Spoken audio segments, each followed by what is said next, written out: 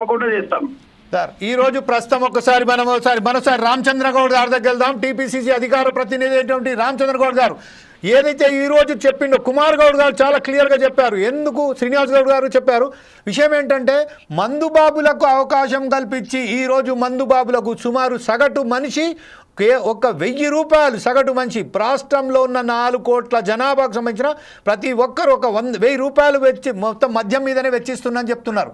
అయితే ఈ సమయంలో మద్యానికి ఏదైతే దూరం అది సంబంధించింది అధిక ధరలకు వారు తట్టుకోలేక ఇటు ఈ డ్రగ్స్ వైపు మళ్తున్నారని కుమార్ గౌడ్ చెప్తున్నారు. దానికి ఏకమిస్తారా మీరు? నిజానికి అట్లా అది కాకుంటే కుల వృత్తిని కాపాడేటట్టు కళ్ళును ప్రోత్సహించాలండి. ఆరోగ్యానికి ఆరోగ్యంగా ఉంటుంది, గవర్నమెంట్ రెవెన్యూ కూడా పెరుగుతుంది. ఈ డ్రగ్స్ అనేది ఇంకా ఎక్కువ రేట్ ఉంటుంది, మనకు ఈ లిక్కర్ కంటే ఎక్కువ ఉంటుంది. అది ఈ ఓన్లీ 1 గ్రామ్ 2 గ్రామే వేలలో లక్షలలో ఉంటుంది. వాళ్ళు డబ్బులున్న వాళ్ళే డ్రగ్స్ కు పోతారు, ఇక తప్పని పరిస్థితుల్లో అది పోతారు. అది ఎక్కువ రేట్ ఉంటుంది, ఈ మద్యానికంటే చాలా రేట్ ఎక్కువ ఉంటుంది. నిజానికి నేను అనేది ఏంటంటే మధ్య తరగతి వాళ్ళు కుల వృత్తిని కాపాడడానికి ప్రతి ప్రభుత్వం కూడా ప్రజల ఉపయోగానికి ప్రజలను కాపాడుకునేటట్టు ప్రజా ఆరోగ్యాన్ని కాపాడుకోవాలంటే కళ్ళును అభివృద్ధి చెందాలి, దానికి స్వచ్ఛమైన నీరుని తీసుకురావాలి, కళ్ళు పాలసీ తీసుకొచ్చి వాళ్ళని డెవలప్మెంట్ చేస్తూ మీరు లిక్కర్ కూడా పెంచండి. లిక్కర్ కూడా ఎట్లా ఉంటుంది అంటే దానికి ఒక ప్లాన్ చేయండి. అంటే ఇప్పటికీ ఉన్నది, దాన్ని కూడా కఠినంగా చేయండి. మైనర్లకు అమ్మకుండా 18 ఇయర్స్ అబోవ్ ఉండాలి. స్కూళ్లకు, బడులకు, గుడ్లకు, తర్వాత హాస్పిటళ్లకు కొద్దిగా దూరం ఉండేటట్టు ఉండాలి. నామ్స్ బరాబరి పాటించే రకంగా చేయండి.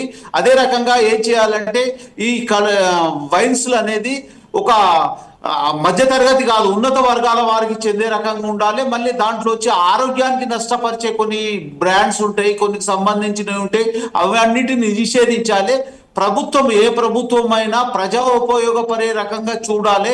ఓన్లీ రెవెన్యూ వచ్చి మేమే దాంతోనే ఆదాయం వస్తుంది, ఆదాయ వనరులకు అంటే ఇప్పటి వరకు జరిగినది ఏంటంటే మొదటి నుంచి చూస్తుంటే ప్రతి సంవత్సరం దేంట్లో గ్రోత్ ఉండదు. దీంట్లో 20-25% ఖచ్చితంగా పెరుగుకుంటూ వస్తున్నది, ప్రతి సంవత్సరం పెరుగుతుంది. దాన్ని మద్యాన్ని కంట్రోల్ చేసేటట్టు ప్లాన్ చేయాలి. ఎట్లా కంట్రోల్ చేస్తే బాగుంటుంది అనేది చేయాలి. ప్రజలకు ఆరోగ్యానికి సంబంధించి కూడా చూడాలి, విద్యాపరంగా కూడా చూడాలి. దీంట్లో మేము కోరుకునేది ఏంటంటే కుల వృత్తులను కూడా కాపాడేటట్టు చేయండి. దాంతో పాటు ఈ మద్యానికి సంబంధించింది కూడా అన్ని కార్యక్రమాలు చేసేటట్టు చూడండి. చూడండి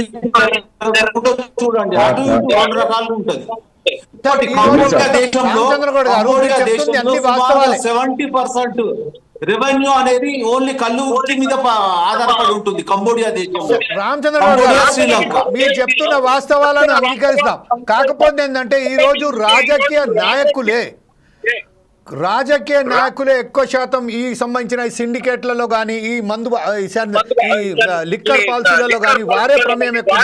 ఉదాహరణకు మనం చూసినట్టయితే ఆంధ్రప్రదేశ్ రాష్ట్రంలో ఒక మంత్రి అయినటువంటి అతను చాలా క్లియర్గా చెప్పారు, 100కు పైగా ఏదైతే అప్లికేషన్ సంబంధించి స్పాన్సరింగ్ నేనే చేశాను అని చెప్పారు.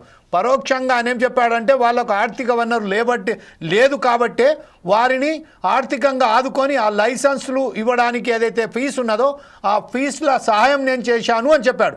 కాకపోతే వాస్తవానికి ఎలా జరిగిందో ప్రతి ఒక్కరికి తెలిసిన విషయమే. రాజకీయ నాయకులే ఎక్కువ శాతం ఈ వ్యాపారంలో ఉన్నారు కాబట్టి దీన్ని నిషేధించడానికి ఎలా సాధ్యమవుతుందని మీరు అనుకుంటున్నారు?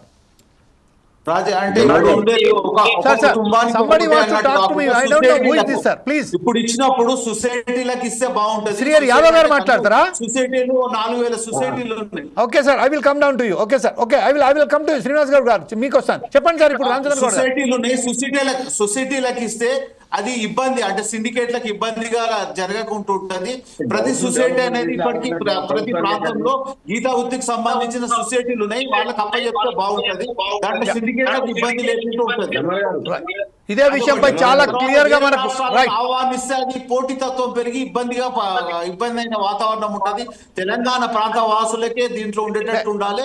మరియు దాంట్లో 50% అబో సొసైటీలకు ఇస్తే కళ్ళు సొసైటీలకు గీతా వృత్తికి సంబంధించిన సొసైటీల వాళ్ళకి విలేజ్ వారీగా ఇస్తే బాగుంటది. దీనికి ప్రభుత్వం కూడా ప్రత్యేక చర్యలు తీసుకొని కొన్ని కట్టుదిట్టమైన చర్యలు తీసుకునేటట్టు ఉంటే బాగుంటది. రామచంద్ర గౌడ్ గారు ఒక్క నిమిషం అండి. సత్యగౌడ్ గారు ఏదో మాట్లాడదలుచుకున్నారు. సత్యగౌడ్ గారు చాలా క్లియర్ గా ఏం చెప్పారంటే సొసైటీలో